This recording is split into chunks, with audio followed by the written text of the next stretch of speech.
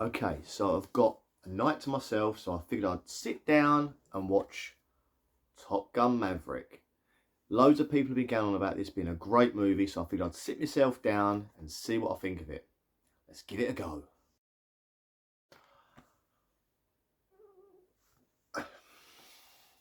Okay, so everyone said to me this was going to be a great film, that I'm really going to love it because it's like a brilliant sort of 80s look back at sort of Top Gun and gives you that nostalgic feeling. So I thought this is right up my street, I'm going to love it.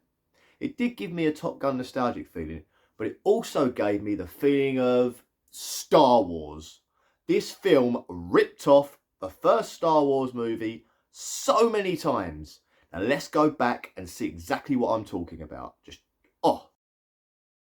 So I was really enjoying the film up until the part where they showed you the mission, and then I got took straight out of the movie because it was so similar to Star Wars.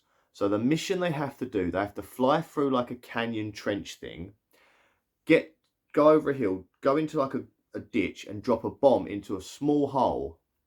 Now, as soon as I heard this, I was literally ripped out of the movie. I was like, that's just Star Wars. That is literally the plan to destroy the Death Star in Star Wars. It's literally, they fly down a canyon and they drop a hole into a small bomb. It's going to be really hard to get to. So straight away, all I could think in my head was, this is just like Star Wars.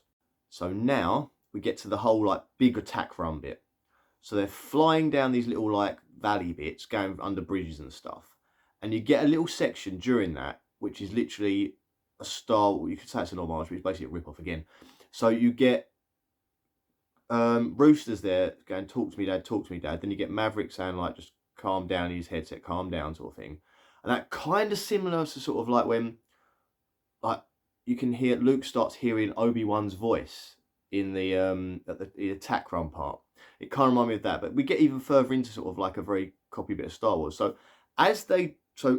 Maverick flies down, he drops his thing, blows the lid off the container, revealing the hole that Rooster's got to shoot the bomb into. Only the targeting system isn't working. Now, if you've seen Star Wars like I have, you know that when they do the attack run on the Death Star, the targeting system doesn't seem to work. So all the other bombers that have tried to hit the little hole have missed using the targeting system. With that, you get Obi-Wan's voice saying, Luke, use the Force.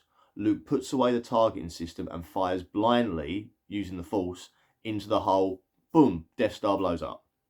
This film, the targeting system isn't working, so Rooster then fires blindly into the hole, hits the target and blows up the base in the ground. So there's another very big similarity to Star Wars, but we're not done yet.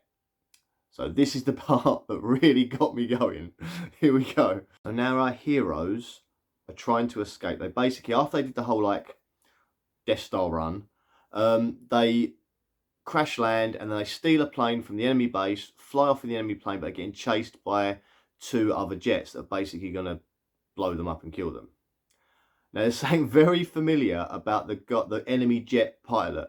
If you have a look here, does that remind you of anything? The fact he's dressed completely in black, he's wearing the black visor, black helmet, black goggles. Looking a bit Darth Vaderish there, isn't he? Mm-hmm. But here comes the final part of the Star Wars ripoff. Here we go. So yeah, the final part of the Star Wars ripoff is this. So our heroes are being chased down by the villain, and the villain's got him locked in got our heroes locked on target, and he's going to fire and kill them. And just as he's about to push that button, just as he pushes fire from out of nowhere, the guy, the rogue, the cocky pilot who's always puts himself first, the guy we're not sure about through the whole movie, flies in from nowhere and blows up the baddie and saves our hero. Not Han Solo coming back from like where he's supposed to be and saving Luke at all, is it? It's not the exact same thing.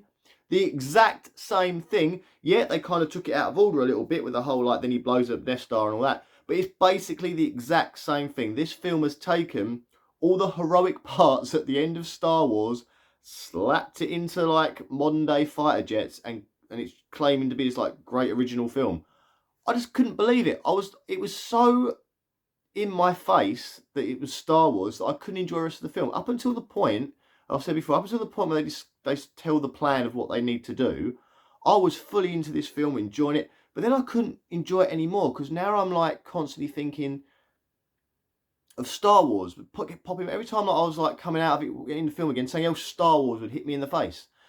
And it kind of put me off the movie, and it kind of got on my nerves. I ain't gonna lie, it really kind of wound me up to the point where I'm not enjoying this film anymore, even though I should be enjoying it, because it is still, essentially, it's a good film. But the fact that Star Wars stuff was so obvious and so, like, thrown at you, like, as you were watching it, I remember at the point where they were going down the thing, I kept thinking, I wonder if that arsehole bloke is going to save them at the end. And bloody well, it happened. Because, obviously, this is where whoever wrote this film, whoever created the idea of storyline, screenplay, and all that, must have watched Star Wars and loved Star Wars a lot. And I don't know how they've got away with what they've done. They must have been okayed somewhere along the way, but I'm shocked at how much like Star Wars it is. And if I wanted to watch Star Wars, I'd go and watch Star Wars. I wouldn't watch Tom Cruise being Luke Skywalker / Han Solo at the same time. But, you know, it is a good film. The Top Gun Maverick, it isn't a bad film. It's a good one of these requels. There's a lot of that going on at me where they sort of sequel requel thing. It ain't bad, but it's just a shame that I couldn't enjoy it because of those Star Wars, I want to say references, but I don't know if it is references. More sort of like, there's too much of it to be like, if it was just one part where they said, oh, we've got to drop a bomb down a hole, then I think, oh, that's like that's a little homage to Star Wars. Because there's so many beats that hit Star Wars there. I kind of like, I couldn't enjoy it. I really couldn't. But obviously, if you've got opinions on it, please message me and talk to me about it because I'm quite interested in it. And if you just want to chat about anything else in the film that you might have spotted that's more like Star Wars that I haven't noticed, these are the things that I noticed upon watching the film like one time through. So I mean, there might be more in there that I haven't seen. Maybe there's like a Millennium Falcon somewhere hiding in the background in the jet scene or something. I don't know, but definitely look at it the same way I have and see if you can see the same similarities. Maybe I'm just seeing something that isn't really there, but to me it was very close. And I know that Star Wars got some of their stuff from Dam Busters with the whole bouncing bomb having to hit a certain point in the dam. But I've not seen Dam Busters since I was like tiny. I watched it maybe with my granddad or something when I was like 8 or something. I've got a vague memory of a black and white film and a bomb sort of bouncing across water, but I know people said that Star Wars kind of used some of that. So I'm open to like discussions on it. So anyway, hope you enjoyed it. Again, Top Gun Maverick is not a bad film. It's just that it's I couldn't enjoy it the way I wanted to enjoy it because of that. Anyway, guys, I'll see you soon. Enjoy yourselves, and I'll see you on the next video. Bye.